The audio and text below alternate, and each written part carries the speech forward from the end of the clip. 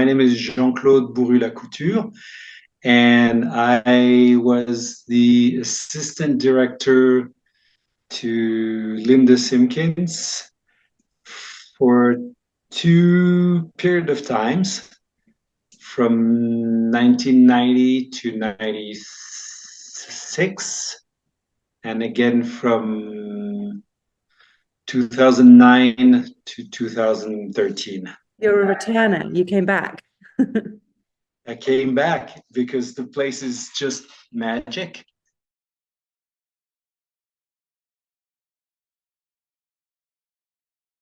I was looking for a job, and at the time, Linda and her assistant were on the NOFA board of directors, and so I'd hoped to get some feelings for the organic landscape in Massachusetts and wider New England. So I remember spending almost an afternoon in the winter with Linda and Martin, and talking about all and everything organic. And a few weeks after that, they told me that Martin was planning to leave and that there would be an opening. So, and I think I started in the spring or summer after in that same year.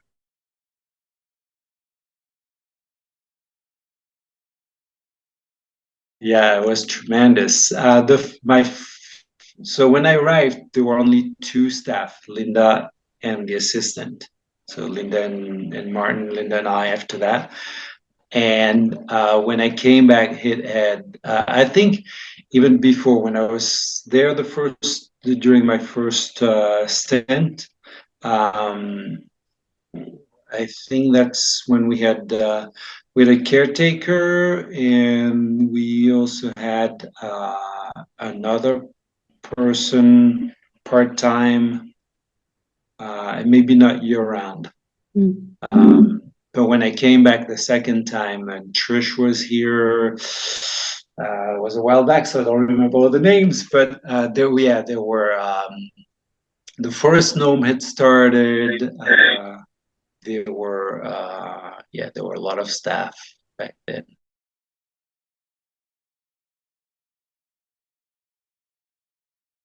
It was a lot of work because everything rested on the two of us. Fairly long days, if I remember.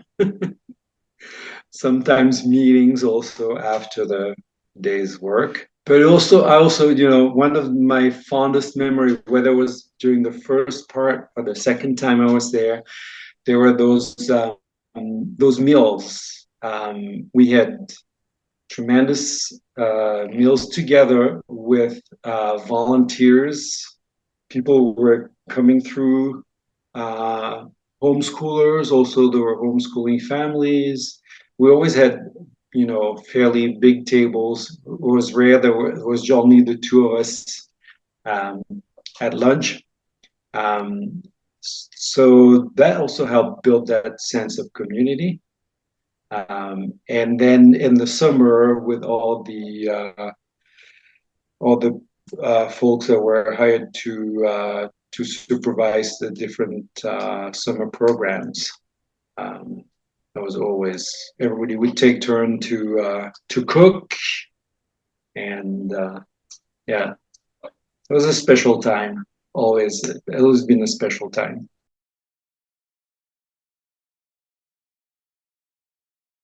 One thing that I've learned is we worked with a halfway house for women in Natick at the time, and one or two other programs for kids with special needs. And I discovered the power of agriculture, horticulture, all those activities as a therapeutic tool. And actually, I went back to UMass for a special program after that, in between my 2 times in Natick, for a degree in horticultural therapy. So, and that's thanks to the Natick Community Organic Farm.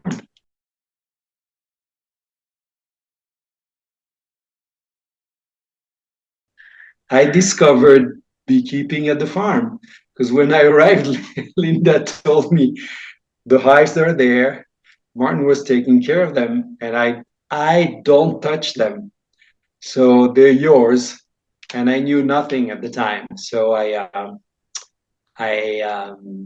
picked up all the books I could find. I read everything I could put my hands on, and I learned pretty much by myself, the tough way, I would say. I'm sure that the bees paid the price of my learning curve, but that's something that I developed a passion for. And when I came back to back in France after 23 years in the States, that was my project, my professional project.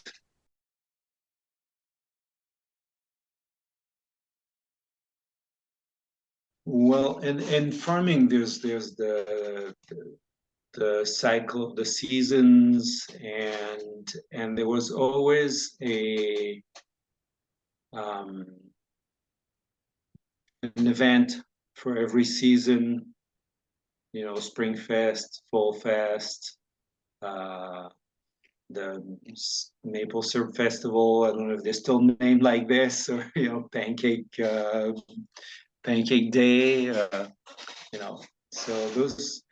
And then there are events that are very special. Syruping season, it's traditional in a way. It's very, it's very local. You know, there's no other place in the world where they produce maple syrup. It's really Northeast and Canada, um, uh, and it's a sort of a tradition of the farm to have that activity, and it was always a nice time to come back to again, though it's really tiring. I remember being two doing that. With lots of volunteers, a lot of people were really invested in it, but still Were long there, days, the late evening. nights in the sugar shack? Yeah, Yeah. yeah. With people bringing meals, bringing food for us, and to sustain. Yeah.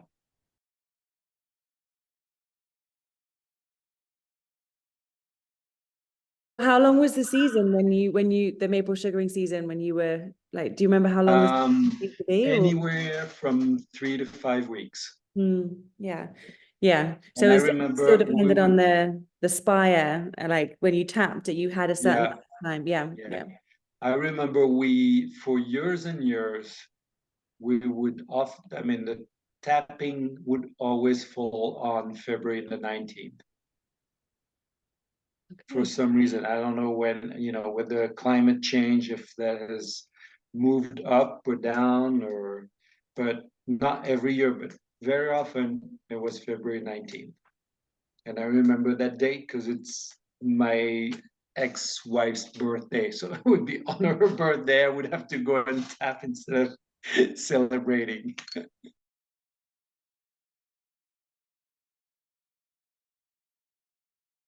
Well, Linda certainly. uh, and yeah, there were other people who, um, well, Trish had a very calming personality also. So it was not always easy with Linda and I, with between us. We had 1 or 2 times where it was a little harder, and we had sit down discussion to clear things out. But I have a lot of admiration for Linda for the work she's done there, and the print she's left. the work that she was able to put in, the dedication. Um, and at the time, there were not too many women in farming in agriculture, so that made her even more special.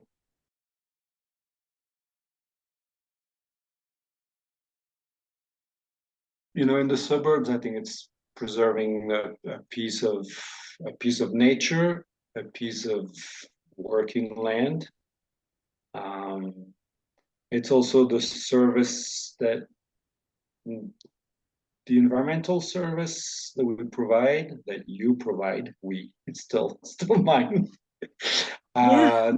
The educational service, yeah. I mean, those are great values, and and all the values that come with that of uh, work ethics,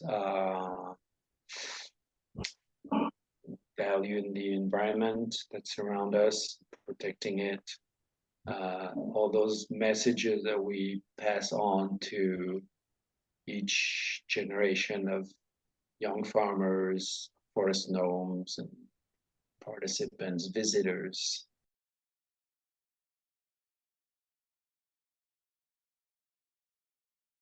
Well, the fact that, even though we were only two staff, at least at the beginning, there are always tons of people involved. And that sense of always being able to count on somebody to give a hand when we need it, or sometimes when we didn't expect it.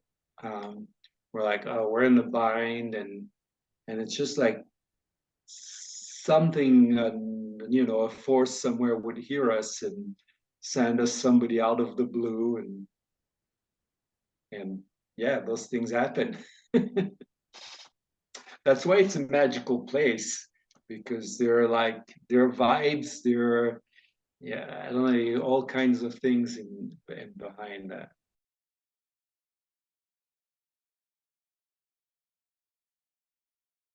Well, I hope that will last more than 50 years. That's the best we can wish. Yeah, preserved forever.